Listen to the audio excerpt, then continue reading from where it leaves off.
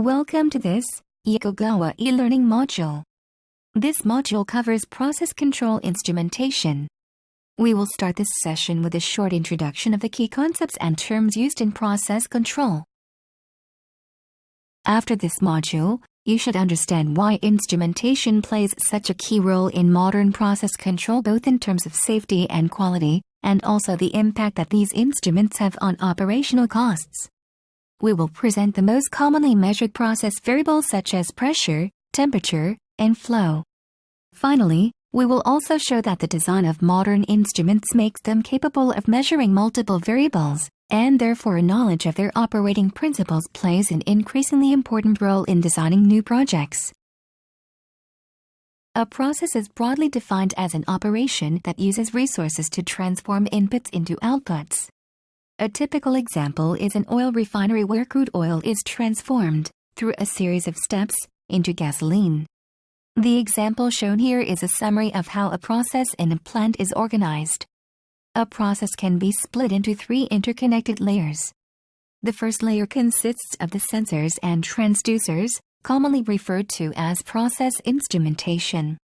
These instruments measure the variables of interest at each step of the process. The second layer is made up of the final control elements, typically control valves. These instruments use the outputs from the sensors to adjust the process as needed. Incidentally, this diagram is of a real installation called a demonstration loop. The real flow loop will be shown later in this course.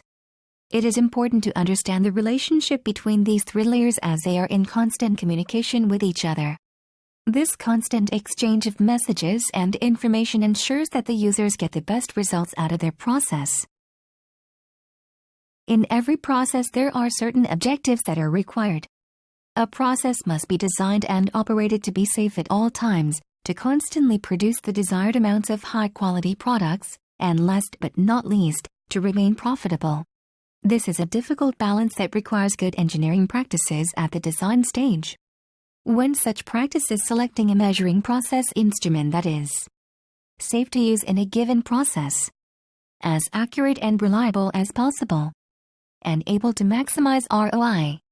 It is also important that the instrument be selected according to the process variable it will be measuring and the application requirements. Sometimes these guidelines are not followed sufficiently, which can result in catastrophic consequences. There are many variables that can be measured during a process, including temperature, pressure, flow, density, level, pH, and conductivity. These variables form the core of every industrial process. Additionally, some applications call for the measurement of more specific variables such as concentration, viscosity, and turbidity. However, the first 7 variables are the most commonly measured. This is the flow rate that was once used to illustrate the process layers. As previously stated, one instrument can measure several variables. For example, a Coriolis flow meter can measure both mass flow and density at the same time, while a differential pressure transmitter can measure both the pressure and the flow. This is another way of visualizing the different process layers, with the control system on the right communicating with the different instruments on the left. In the middle, you can see various protocols used to allow communication between the control room and the instruments, including HART, Foundation Fieldbus, ISA 100 Wireless Standard, and Profibus. The choice of a particular protocol, much like the choice of a measuring instrument, is determined by the application.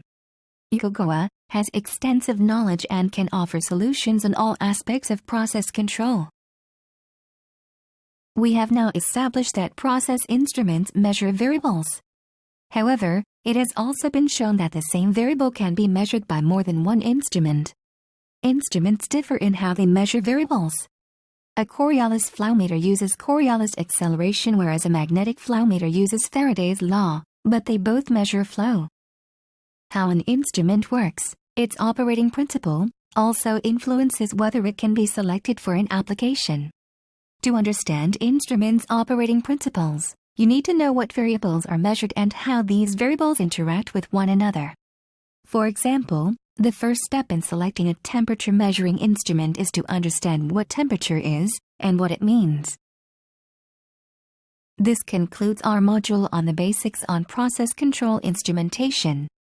For more information or to contact us, please visit our website and official channel on YouTube. Thank you.